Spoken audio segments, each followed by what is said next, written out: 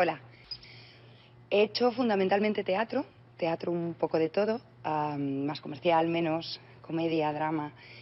Cine también, algo sí. Déjalo ya que está en la esquina esperando. Y no vuelvas hasta la noche.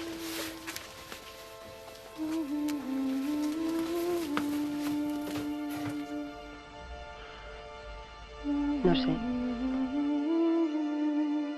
Eso es lo que más me revienta, que me tomes por tonta. ¿No has visto cómo te miraba? ¿No has visto que no sabía qué hacer? ¿No has visto que se ha escabullido como una zorra, que es lo que es? ¿Qué te crees, que me chupo el dedo?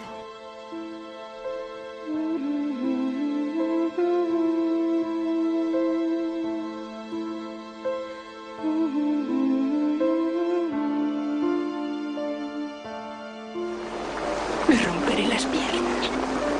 Me sacaré los ojos. Me cortaré las manos y los pechos. Hasta que no sea más que una ruina a tus pies.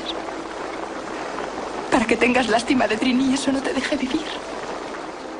Oye, ¿pero tú te quieres casar con este? Hombre, no lo sé. Pero vamos a ver, ¿cuándo hemos hablado tú y yo de boda? Te lo escribí en una poesía. Entonces, ¿tú no lo quieres? Gracias, preciosa. Venga, a casa. ¿Con quién vas a estar mejor que con tu madre? Que es imposible. O le quieres a él o me quieres a mí.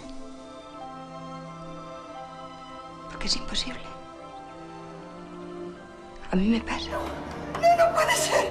Siempre está abierta, por favor, siempre está abierta. Venimos del mismo sitio. ¿Del Masnou? De mucho más lejos. No podemos estar toda la vida en este planeta haciendo que somos como ellos. ¿Entiendes lo que quiero decir? Pues no lo entiendo. Vuestros párpados pesan. Tenéis sueño.